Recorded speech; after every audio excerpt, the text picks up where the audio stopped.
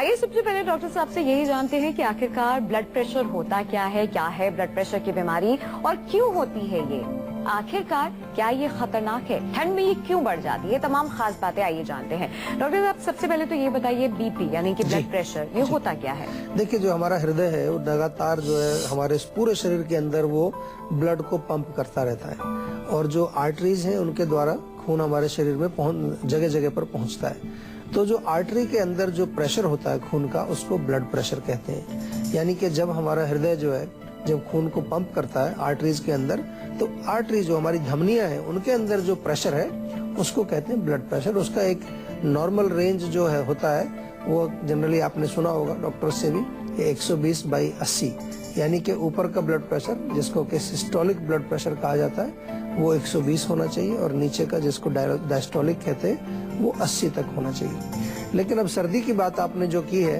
कि सर्दी में क्यों बढ़ जाता है, इसमें कई कारण है इसके।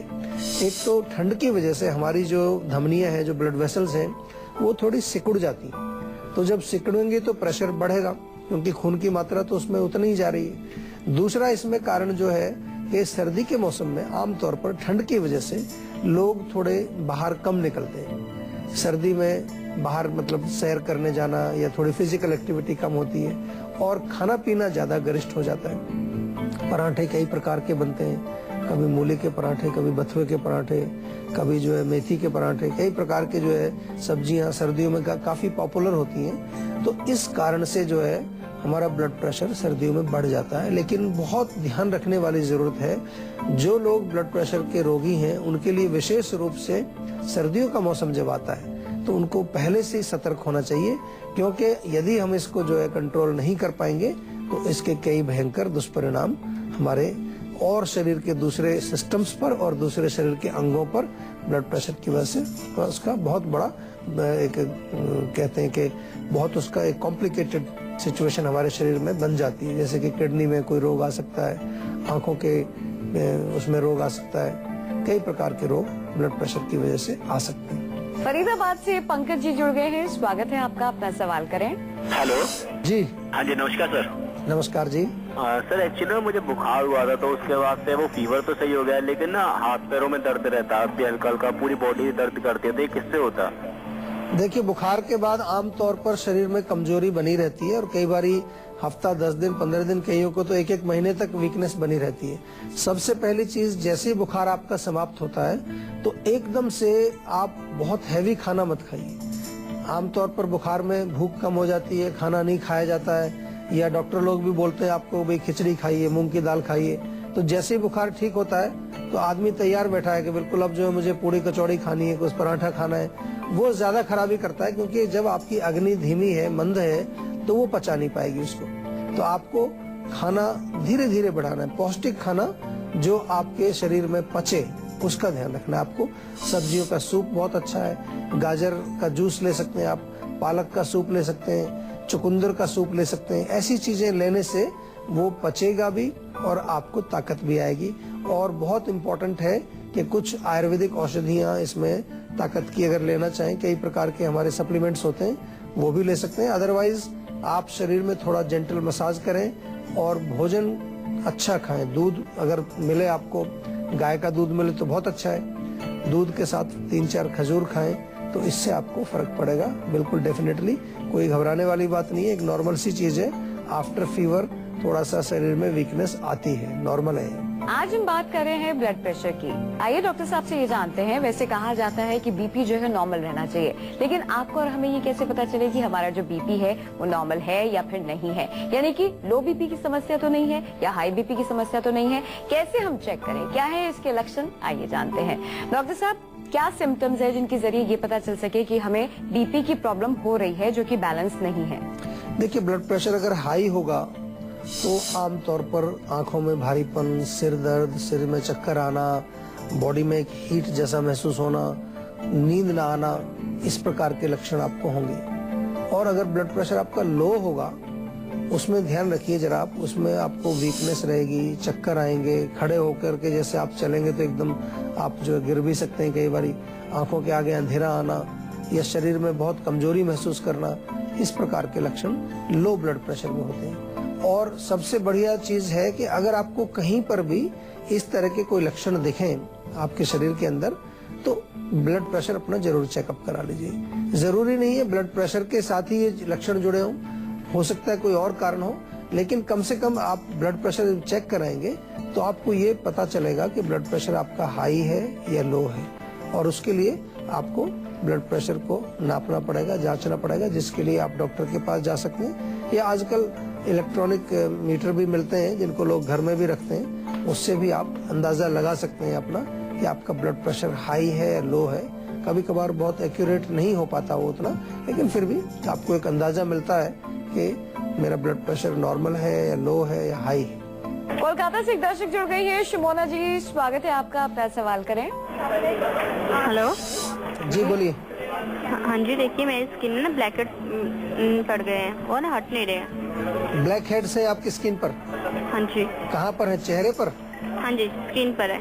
अच्छा, तो उसके लिए क्या करते हैं आप? देखिए उसके लिए मैंने घरेलू उपचार किए थे कुछ। अच्छा। ना वो ठीक कुछ असर हुए, लेकिन बाद में फिर से दोबारा से शुरू हो गए। अच्छा, असर कुछ हुआ लेकिन दोबारा शुरू हो गया। देखिए, आपने घरेलू उपचार में कोई इंटरनल दवाई लगाई है बाहर लगाने वाली? बाहर लगाने वाली मतलब जैसे बेसन का लेप वगैरह होता है, घरेलू उपचार वगैरह वो किए हैं। अच्छी बात है। देखिए, आपने बाहर एक्सटर्नल एप्लीकेशन किया, उससे कुछ फर्क पड़ा आपको, लेकिन हम आपको बार बार समझाते हैं कि कोई भी रोग हो, चाहे वो स्किन का हो, चाहे वो ब्यूटी से संबंधित हो, चाहे वो किसी तरह का रोग हो, हमेशा कारण शरीर के अंदर होता है, और अंदर के लिए हमें इंटरनल मेडिसिन जरूर लेनी पड़ती है। हम आपको पहले भी कई बार बताते हैं कि त्वचा के रोगों में नीम बड़ा अच्छा काम करता है, तो अगर ताजा नीम के पत्ते हैं तो वो 6-7 पत्ते रोज सुबह खाइए।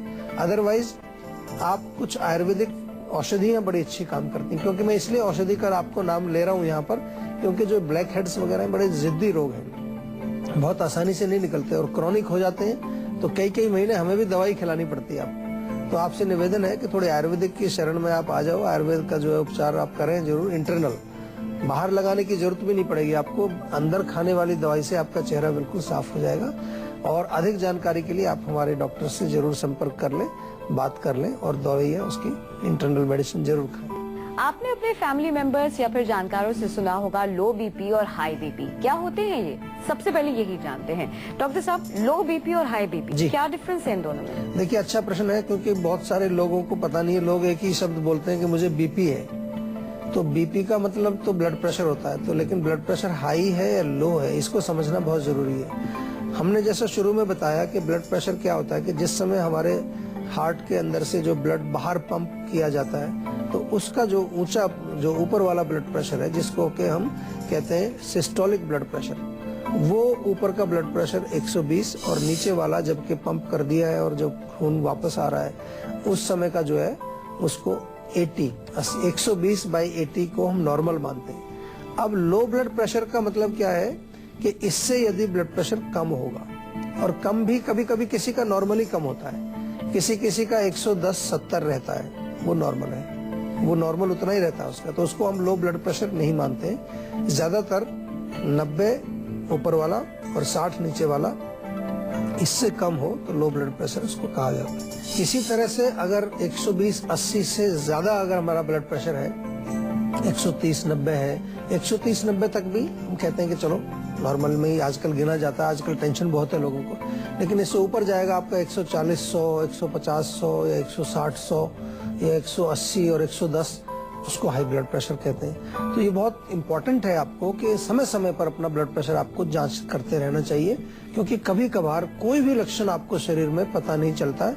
आमतौर पर छोटा मोटा सिर में दर्द हुआ, कुछ आपको कमजोरी हुई, तो लोग उसको जो है नजरअंदाज कर देते हैं। तो कभी कभार जब शरीर में कोई भी एबनॉर्मलिटी आपको दिखे, किसी प्रकार का भी कोई गलत लक्षण दिखे, तो ब्लड प्रेशर सबसे पहले आप जरूर चेक करें। इसी के साथ बारी आ गई है आज की संजीवनी की। आइए डॉक्टर चौहान से जानते हैं वो 6 अचूक नुस्खे जिनका इस्तेमाल करके आप अपने ब्लड प्रेशर को कंट्रोल कर सकते हैं। आखिरकार कौन से हैं ये अचूक नुस्खे, आइए जानते हैं डॉक्टर साहब से आज की संजीवनी में। डॉक्टर साहब, बीपी कंट्रोल करने की बात हो रही है, चाहे हाई बीपी हो, लो बीपी हो, कैसे कंट्रोल करें? देखिए, कंट्रोल के लिए बहुत सारी चीजें हैं और बहुत परखी हुई चीजें हैं। बहुत सारे लोग ऑलरेडी प्रयोग भी शायद कर चुके होंगे, हम कितनी बार नुस्खे बताते हैं। सबसे बढ़िया चीज है लहसुन। लहसुन जो है या तो लहसुन की एक कली सुबह खाली पेट आप खाएं, या लहसुन का रस निकाल करके 1 चम्मच, छोटा चम्मच लहसुन का रस, उसको गुनगुने पानी में, आधा कप पानी में घोल के आप पिए, तो उससे आपको ब्लड प्रेशर कंट्रोल रहता है। खरबूजे की जो बीज होते हैं, उसकी जो गिरी होती है, उसको भी आप 1 चम्मच लें, उसका पेस्ट बनाएं और रात को पानी में भिगो दें तो और अच्छा रहेगा। पेस्ट बना करके शहद में मिला करके आप सेवन करें, वो भी आपको ब्लड प्रेशर को नियमित करता है। 1 चम्मच ताजा अदरक का रस, 1 चम्मच शहद और थोड़ा सा आधा चम्मच के करीब जीरा पाउडर उसमें मिला करके आप दिन में 2 बार सेवन करें, उससे भी आपका ब्लड प्रेशर नियमित रहता है। इसके अतिरिक्त प्याज का रस 1 चम्मच और शहद 1 चम्मच, इनको मिक्स करके यदि आप सेवन करें दिन में 2 बार, उससे भी आपका ब्लड प्रेशर नॉर्मल रहता है। और सफेद पेठा यदि आपको मिल जाए तो सफेद पेठे का रस सुबह खाली पेट आप पिए 1 गिलास भर के, उसके 2 घंटे बाद तक कुछ भोजन ना करें, वो भी आपके ब्लड प्रेशर को नियमित रखता है। और सबसे बढ़िया चीज है कि नियमित रूप से आपको व्यायाम, एक्सरसाइज, सैर वगैरह करनी चाहिए, क्योंकि सैर करने से हमारे जो हार्ट की एक्सरसाइज होती है, कार्डियक एक्सरसाइज जिसको हम कहते हैं, खून का दौरा शरीर में फैलता है, टॉक्सिन्स बाहर निकलते हैं और ब्लड प्रेशर हमारा नियमित बना रहता है। तो कैसे हम अपने ब्लड प्रेशर को कंट्रोल कर सकते हैं? डॉक्टर साहब ने आपको अचूक उपाय तो बता ही दिए हैं। चलिए अब ये जान लेते हैं कि अगर हमें हाई बीपी की प्रॉब्लम हो गई है या फिर लो बीपी की प्रॉब्लम हो गई है, तो ऐसे में हमें क्या खाना है, क्या नहीं खाना है, किस चीज से परहेज करना है, आइए जानते हैं। डॉक्टर साहब, ये बहुत इंपॉर्टेंट है कि अगर हमें हाई बीपी की प्रॉब्लम हो गई है तो कुछ चीजों से परहेज करें, सावधानियां बरतें। ऐसे ही लो बीपी का भी है, तो आप हमें दोनों केसेस का बताइए। देखिए, हाई बीपी में तो मुख्य रूप से कोई भी जो स्टिमुलेंट्स हैं, उत्तेजक जो पदार्थ हैं, जैसे चाय, कॉफी या फिर अल्कोहल, स्मोकिंग, ये सबसे खतरनाक चीज है, इनसे दूर रहना चाहिए। मानसिक तनाव भी आपको थोड़ा सा नियमित रूप से उसको कंट्रोल करके रखें, क्योंकि टेंशन से भी ब्लड प्रेशर बढ़ता है। और अगर लो ब्लड प्रेशर आपको है तो उस हालत में आपको बहुत ज्यादा ठंडी चीजें सेवन नहीं करनी, क्योंकि बॉडी में ऑलरेडी सर्कुलेशन आपका है, तो ठंडी cold drink, cold juice, cold milk, कुछ उष्ण चीजें आपको लेनी चाहिए, ताकत की चीजें लेनी चाहिए। उस समय लो ब्लड प्रेशर जब हो तो तब ऐसा भी नहीं है कि केवल आप बहुत लाइट फूड खा रहे हैं, हल्का फूड खा रहे हैं, आपको ताकत की चीजें वहाँ चाहिए। उष्ण गर्म जो तासीर वाली हैं, जैसे दूध आप पिए या दूध में थोड़ा सा खजूर वगैरह पीस करके लें, या इस प्रकार की जो चीजें जो शरीर में शक्ति भी देती है और थोड़ा सा शरीर में गर्मी पैदा करती है, उस तरह का केसर मिला के दूध आप पी सकते हैं लो ब्लड प्रेशर में, वो भी आपको फायदा करेगा। तो ये चीजें हैं छोटी छोटी सी, मुझे नहीं लगता कि कोई बहुत बड़ा गणित है इसमें, आप समझ सकते हैं। अगर अपने शरीर के सिस्टम को आप समझने की कोशिश करें थोड़ी सी, तो बिल्कुल आपको समझ आएगा। और न केवल समझ आएगा, आप अपने सिस्टम को नियंत्रण में, कंट्रोल में, नॉर्मल तरीके से उसको सुचारू रूप से कार्य करने के लिए बिल्कुल ठीक रख सकते हैं। यही हमारा उद्देश्य है इस शो के माध्यम से, और हमें उम्मीद है कि आप हमारी कई बातों पर ध्यान भी देते हैं और उनका जो है आचरण भी करते हैं। केवल सुनकर के ही नहीं चले जाते, उनको जो है अमल भी अगर आप करेंगे तो आपको बहुत फायदे होंगे। दिल्ली से अक्षय जुड़ गए हैं, स्वागत है आपका। अक्षय, अपना सवाल करें। जी, मुझे ये जानना है, मेरे फेस पे मतलब पिंपल्स हैं और काफी सारे पिंपल्स हैं मेरे, और मतलब फेस पे ऐसे गड्ढे से हो गए, गड्ढे से हो जाते हैं, ऐसे जैसे अंदर को स्किन जा रही है, तो उसके बारे में जानना चाहता हूँ, उसके लिए क्या करना चाहिए? देखिए, एक तो लेप बनाइए, बड़ा अच्छा लेप है, उसमें 50 ग्राम बादाम का पाउडर, 50 ग्राम जो है बेसन ले लीजिए और 10 ग्राम हल्दी मिला लीजिए उसमें। बहुत अच्छा पेस्ट बनता है, दूध में मिला के इसका पेस्ट बनाइए। सप्ताह में 2 बार इसको लेप करना है चेहरे पर। लेप करने से पहले आपको थोड़ा सा बताऊं क्या करना है। लेप करने से पहले थोड़ा चेहरे को अच्छी तरह से पानी से वॉश करें, थोड़ा सा तेल लेके जेंटल मसाज करें, स्टीम लें और उसके पश्चात ये लेप लगाएं, तो आपको बहुत फर्क पड़ेगा। गड्ढे भी भरेंगे, चेहरा भी आपका साफ होगा, जो निशान उशान है वो सब आपके दूर हो जाएंगे। फिर भी कोई परेशानी अगर रह जाती है तो हमेशा जो है आपके पास एक हमारा ऑप्शन है कि आप हमारे डॉक्टर से बात करके अपने रोग को ठीक कर सकते हैं। तो डॉक्टर साहब, खांसी, बहुत सारे लोग हैं जब बात करते हैं उस वक्त भी खांसते हैं, कभी कभी उनको लगता है कि खांसी उनकी रुक गई, दूर हो गई, ठीक हो गई, लेकिन फिर भी ऐसा होता है कि जैसे ही बात करना शुरू करते हैं खांसी आने लगती है। ऐसे में तुरंत आराम देने के लिए क्या करना चाहिए? देखिए, खांसी जो है कई प्रकार की होती है, उसको पहले अगर खांसी है तो पहले उसका पूरा तह तक पहुंचना चाहिए। लेकिन आपने ठीक कहा, कई बार बात करते करते खांसी उठती है, किसी को जो है ऐसी थोड़ा प्रेशर बनता है गैस का, वो सूखी खांसी होने लगती है, वो बाद में बंद हो जाती है। तो खांसी के बहुत छोटे छोटे से नुस्खे हैं, इनका प्रयोग आप कर सकते हैं। किशमिश या मुनक्का थोड़ा अगर आपके पास है तो 2-3 पीस मुंह में डाल करके, उसको खाना नहीं है, थोड़ा सा उसको चूसते रहिए। या मुलेठी आपको मिल जाती है बाजार में, मुलेठी थोड़ा सा अगर आप चूसते रहेंगे उससे भी खांसी बिल्कुल आपकी रुक जाती है। बहुत ज्यादा सूखी खांसी अगर हो रही है कि बहुत बलगम निकल ही नहीं रहा है, तो ताजा अदरक लें, उसमें थोड़ा काला नमक या नॉर्मल नमक भी थोड़ा चलेगा, वो लगा करके मुंह में रख के उसको चूसते रहें, बहुत फर्क पड़ता है उसमें। और ताजा अदरक का रस और शहद मिला करके लें तो उसमें जो किसी प्रकार की खांसी हो वो भी आपकी ठीक होती है। अदरक, काली मिर्च, लौंग और उसके साथ तुलसी के पत्ते, ये पानी में उबाल करके अच्छी तरह से और उसमें थोड़ा शहद मिला करके आप पिए, उससे आपकी खांसी दूर होती है।